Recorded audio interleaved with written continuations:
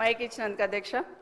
Last అసెంబ్లీలో అసలు నాకు మైక్ ఇవ్వనన్నారు. అసలు మొత్తం 4 సంవత్సరాలు ఇవ్వరేమనుకున్నాను. ఇచ్చినందుకు ధన్యవాదాలు అధ్యక్ష. అధ్యక్ష, ఈరోజు గౌరవ మంత్రి గారు సమాధానం చెప్తూ కామారెడ్డి జాతీయ రహదారి గురించి, కరీంనగర్ కామారెడ్డి ఎల్లారెడ్డి గురించి అడిగారు అధ్యక్ష. కానీ దాని తర్వాత ఇక అన్ని గౌరవ మంత్రివర్యులు అన్ని వివరించి చెప్పారు. కానీ ఒకటి, మీరు పోతున్న రోడ్డు కానీ, నేను పోతున్న రోడ్డు కానీ, ముఖ్యమంత్రి గారు పోతున్న రోడ్డు కానీ, Bijapur to Hyderabad to Bijapur road అధ్యక్ష. మన్నెగూడ నుండి బీజాపూర్ వరకు కంప్లీట్ అయింది. ఈ రోడ్ కూడా శాంక్షన్ వచ్చి 2 సంవత్సరాలు అయిపోయింది. ఎన్నికల కన్నా ముందే ల్యాండ్ అక్విజిషన్ 1300 కోట్లు పెట్టి ల్యాండ్ అక్విజిషన్ కూడా కంప్లీట్ చేస్తున్నాం. గౌరవ మంత్రి గారు ఇప్పుడు వచ్చినాక ఏదో ల్యాండ్ అక్విజిషన్ చేసినామని చెప్తున్నారు. అది కరెక్ట్ కాదనేది మీ ద్వారా గౌరవ మంత్రి గారు చెప్తున్నారు. వాళ్ళ అధికారులు తప్పుడు సంకేతాలు ఇచ్చి తప్పుడు సమాచారం ఇచ్చి ఉంటారు అధ్యక్ష. 1300 కోట్లు పెట్టి అప్పుడే ల్యాండ్ అక్విజిషన్ చేస్తున్నాం.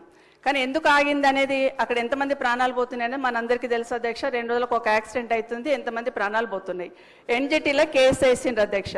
ఎన్జిటీలో కేసు వేసినప్పుడు అధికారులు కరెక్ట్ అయిన ఇన్ఫర్మేషన్ ఇచ్చి దాన్ని స్టే వెకేట్ చేయించాలి అధ్యక్ష. మొన్న 13th రోజు ఎన్జిటీలో కేసు ఉండింది.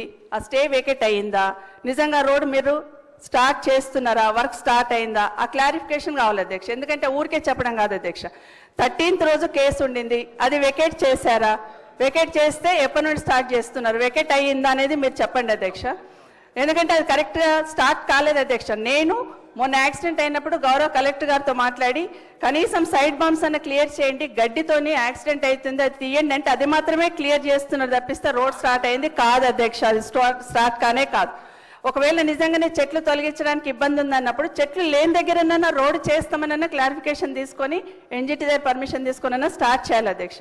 మీకు తెలుసు అధ్యక్ష ఎన్ని యాక్సిడెంట్లు అవుతున్నాయి. దయచేసి ఆ రోడ్ మీద క్లారిఫికేషన్ అని గౌరవ మంత్రి గారిని కోరుతా ఉన్నాను అధ్యక్ష. ఇది ఒక్కటే ప్రశ్నకు పరిమితమై జవాబు చెప్పండి సభ్యురాలు ప్లీజ్. అంటే సార్ ఎప్పుడు కూడా హౌస్ ద్వారా మీ ద్వారా హౌస్ ద్వారా ప్రజలను మిస్గైడ్ చేయొద్దు. ప్రాజెక్ట్ కాస్ట్ ఈజ్ 800 కోట్లు, ల్యాండ్ ఎక్విజిషన్కు 1300 కోట్లు వాళ్ళ ప్రభుత్వంలో చెల్లించిన అధ్యక్ష. నిజంగా చెప్పడానికన్నా 130 కోట్లు ల్యాండ్ ఎక్విజిషన్ పే చేసిండు. అప్పటికి అపాయింటెడ్ డేట్ రాలేదు. ఎన్జిటీలో స్టే ఉన్నది. స్టే మన వెకేట్ చేపించి స్టే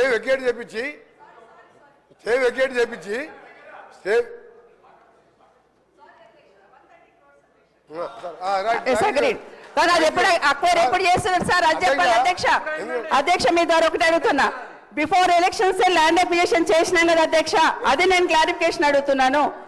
అప్పటి నుండి జరుగుతుంది కదా, ఎన్జిటీలో కేసు ఏమైందని సూటిగా అడుగుతున్నాను అధ్యక్ష. 840 కోట్లే శాంక్షన్ రోడ్కి, 130 కోట్లు ల్యాండ్ అక్విజిషన్ చేసుకున్నాము, అది కరెక్ట్ అధ్యక్ష, అయిపోయింది కంప్లీట్.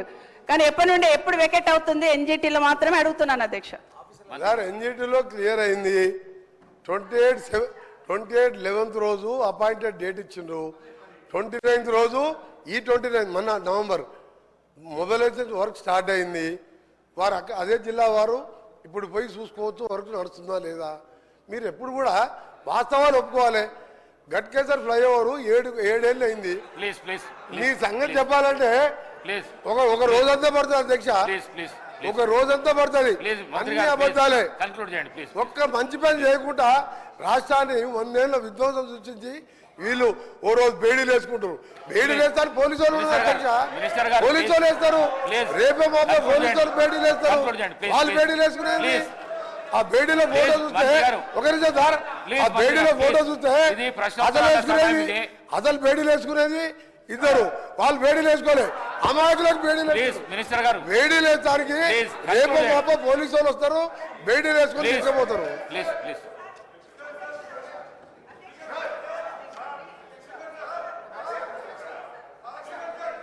హరీష్ రావు గారు దయచేసి మీ ద్వారా, అఫ్ కోర్స్ మీరు కూడా 2 సార్లు నేమ్ చేసిండ్రు. ఒక మంత్రిని స్పీకర్ గారు నేమ్ చేసే పరిస్థితి వచ్చిందంటేనే ఆ మంత్రి అవమానంగా ఫీల్ కావాలి. ఎందుకంటే ఎలియా మినిస్టర్ పోయి పక్కన కూర్చొని అంగిబట్టి గుంజినా కూర్చుంటలేడు ఆయన పరిస్థితి అది. అయితే విషయం ఏంటంటే ఆయన ఇందాక ఎలియా మినిస్టర్ గారు డైరెక్ట్ గా ఎవరి మీద ఆరోపణలు చేయొద్దని రూల్ బుక్ తెచ్చి చూపించాడు. ఇప్పుడు మంత్రి గారు లేచి కాళేశ్వరం కమిషన్ హరీష్ రావు అని చెప్పి మరి నా మీద ఆరోపణలు చేసిండు కదా. శుద్ధులు నాకే చెప్పడం కాదు, శుద్ధులు అందరికీ చెప్పడం కూడా శ్రీధర్ బాబు గారు నేర్చుకోవాలి. ఇప్పుడు ఆ విషయం కూడా మంత్రి గారు నా మీద చేసిన ఆరోపణల మీద చర్చ పెట్టండి, ఆన్సర్ ఇస్తా. మరి ఆయన వెంకటరెడ్డి గారి కమిషన్ లిస్టు చదవమంటే నేను చదువుతా. కాకపోతే నాకు విజ్ఞత ఉంది, నోటీస్ ఇచ్చి చదువుతా. దయచేసి వారు మాట్లాడినటువంటి అన్ని వ్యాఖ్యలు, ఈ ప్రశ్నకు సంబంధం లేని వ్యాఖ్యలన్నీ కూడా సభ రికార్డుల నుంచి తొలగించాలని మీ ద్వారా కోరుతున్నా. శ్రీధర్ బాబు గారు మా గురించే లేచి చెప్పడం కాదు, మీ మంత్రులు మీ సభ్యులు తప్పు చేసినప్పుడు కూడా మీరు లేచి చెప్పడం మీ బాధ్యత. పరిశీలిస్తాం.